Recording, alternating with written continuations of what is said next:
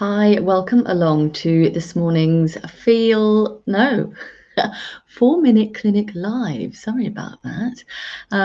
This is your daily prescription for better mental health. Now, let's talk about what our body is designed to do in an emergency or crisis situation.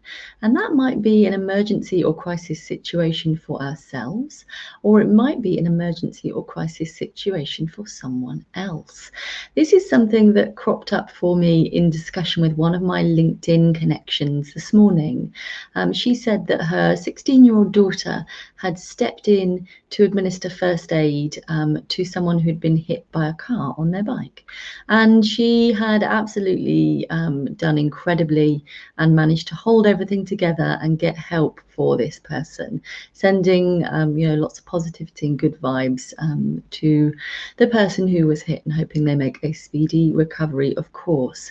But this this provoked a little conversation with me and my LinkedIn connection to say that I hope that her daughter is okay, because of course what we know is that after a crisis or trauma situation, after our body and our mind has risen to the occasion and done what we needed to do to ensure the survival of ourselves or others, what will happen is that all of those hormones which have surged in will surge out again and will often leave us feeling quite depleted, quite defeated. It might make us feel a bit low, and we can think about this really well within a window of tolerance. So it takes us up into the red kind of fight, flight, flee section, and then as we kind of normalize and as things stabilize, we dip down below what would be our normal level of functioning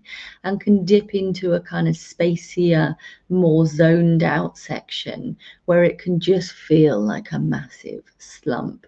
And I had this myself when I had to intervene when my youngest son was choking. He had managed to munch up a load of Pringles and then get upset with his brother for daring to want the tube of Pringles, and then had been crying and inhaled Pringles.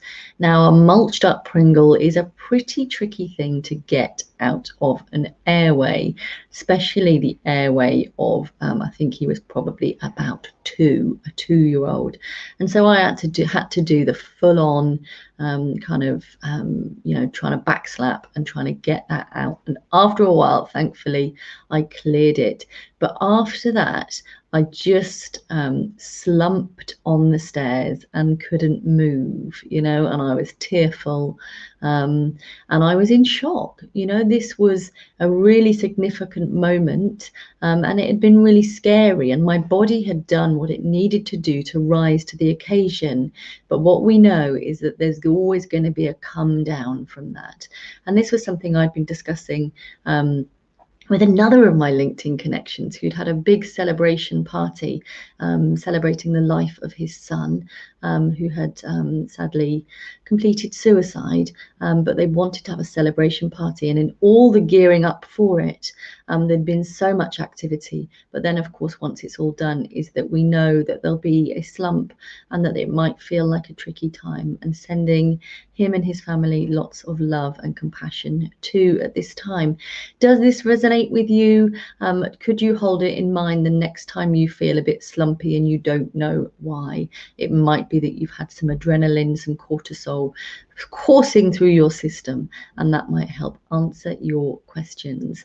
Hope you find these clinics useful. If you do, please like, comment, share, connect, even if you're watching on replay, because it helps us to reach a larger audience. Subscribe on YouTube, connect on LinkedIn, follow on Instagram, and all of that good stuff. Thank you very much for your time. Hope you have a lovely rest of day, whatever you're up to. Take care.